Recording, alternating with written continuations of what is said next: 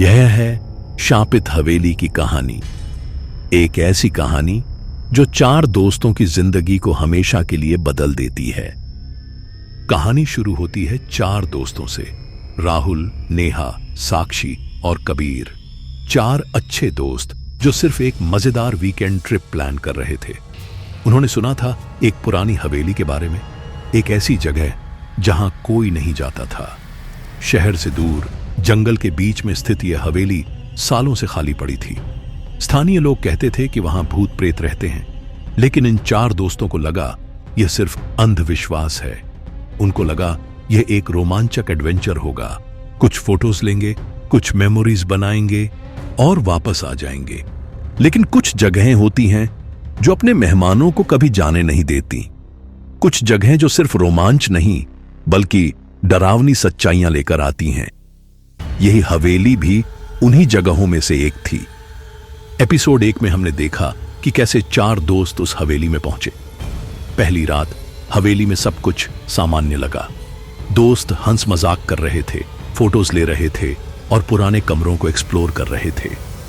हवेली बहुत बड़ी थी, कई मंजिलें थीं और हर कमरे में पुराने फर्नीचर और धूल की मोटी परत थी। लेकिन जैसे ही अंधेरा हुआ, माहौल बदलने लगा। अजीब आवाजें आने लगीं, जैसे कोई दूर से बुला रहा हो। सबसे महत्वपूर्ण घटना तब हुई जब कबीर की क्यूरियोसिटी उसे तहखाने में ले गई। वहां उसे मिली एक अजीब किताब जिसका कवर मानव त्वचा जैसा लगता था। उस पर अजीब प्रतीक बने हुए थे। जैसे ही कबीर ने उस किताब को छुआ, पूरी हवेली में एक अजीब सी एनर्जी फैल गई, जैसे कुछ जाग गया हो, कुछ जो सालों से सो रहा था। एपिसोड 2 में डर का असली चेहरा सामने आया। उसी रात से अजीब घटनाएं होने लगीं।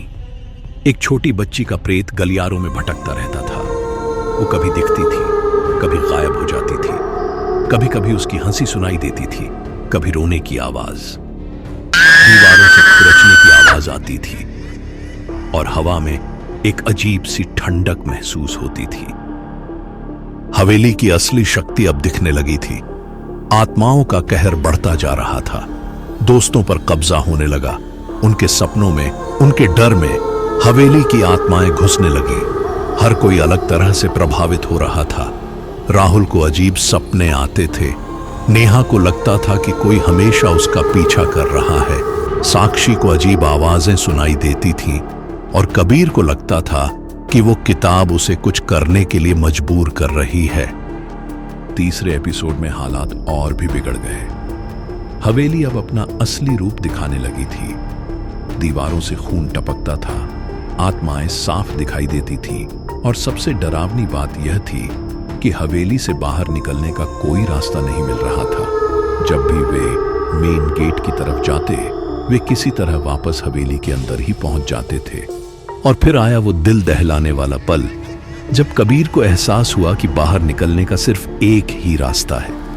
वो किताब जो उसने छुई थी, वो हवेली की शक्ति का सोर्स थी। और अगर कोई व्यक्ति अपनी मर्जी से अपने आप को बलिदान कर दे तो बाकी लोग बच सकते हैं। यह एक पुराना नियम था, एक अजीब सा कॉन्ट्रैक्ट जो हवेली के साथ था। कबीर ने अपने तीनों दोस्तों को बचाने के लिए यह कठिन निर्णय लिया। उसने खुद को बलिदान कर दिया ताकि राहुल, नेहा और साक्षी हवेली से बाहर निकल सके। एक दोस्त का प्यार, एक जान की कीमत पर 3 जानें बची। एपिसोड 3 का अंत कबीर के इस महान बलिदान के साथ हुआ। लेकिन क्या उसका बलिदान सच में कामयाब रहा था? एपिसोड 4 में पता चला कि हवेली का शाप अभी भी जीवित था। 3 हफ्ते बाद राहुल, नेहा और साक्षी को लगा कि बुरा सपना खत्म हो गया है। वे अपनी नॉर्मल लाइफ में वापस आ गए थे और हवेली की घटनाओं को भूलने की कोशिश कर रहे थे। लेकिन हवेली का शाप कहीं गया नहीं था। वो सिर्फ छुप गया था, इंतजार कर रहा था सही वक्त का। राहुल के पास था एक ताबीज जो रात में चमकता रहता था। यह ताबीज उसे एक रहस्यमय बूढ़े आदमी ने हवेली से निकलते वक्त दिया था। नेहा को आते थे अजीब सपने जिनमें कबीर दिखता था और कुछ कहने की कोशिश करता था। और साक्षी के अंदर कुछ और छुप गया था, कुछ ऐसा जो कबीर के बलिदान के वक्त उसके अंदर घुस गया था। जब तीनों दोस्त फिर से उसी कैफे में मिले तो एपिसोड 4 का सबसे डरावना सच सामने आया। साक्षी के व्यवहार में अजीब बदलाव था। उसकी आंखों में कभी कभी अंधेरा दिखता था। उसकी कलाई पर एक अजीब निशान बन रहा था जो हर दिन बढ़ता जा रहा था, और वो कभी कभी ऐसी बातें कहती थी जो बिल्कुल उसके जैसी नहीं लगती थी। और फिर एपिसोड 4 में आया वो रहस्यमय बूढ़ा आदमी। वो जानता था हवेली के सारे राज। वो जानता था कि साक्षी के अंदर क्या छुपा है, और सबसे बड़ी बात, वो जानता था कि इससे कैसे छुटकारा पाया जा सकता है। उस बूढ़े आदमी ने बताया कि वो खुद भी कई साल पहले अपने दोस्तों के साथ उसी हवेली गया था और वो अकेला बच गया था।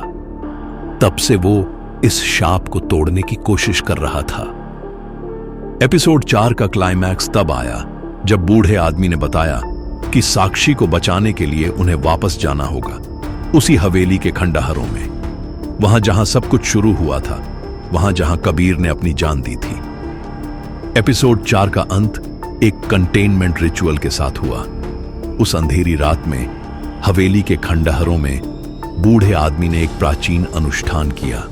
साक्षी के अंदर की आत्मा को वापस ताबीज में बंद करने की कोशिश की गई। कुछ देर के लिए लगा कि वे कामयाब हो गए हैं, कि साक्षी सामान्य हो गई है। लेकिन क्या सच में सब कुछ खत्म हो गया है? क्या हवेली का शाप टूट गया है, या फिर यह सिर्फ शुरुआत है एक और भी बड़े खतरे की? चौथे एपिसोड का अंत एक सवाल के साथ होता है। बूढ़े आदमी की आंखों में डर दिखता है। वो कुछ कहना चाहता है लेकिन रुक जाता है। ताबीज फिर से चमकने लगा है और साक्षी की आंखों में एक अजीब सी चमक है। अब क्या होगा? क्या यह सिर्फ एक टेम्पररी सॉल्यूशन था? और सबसे बड़ा सवाल, कबीर कहां है? क्या वो वाकई मर गया है, या फिर कुछ और है जो अभी तक छुपा हुआ है? इन सभी सवालों के जवाब मिलेंगे अगली एपिसोड में।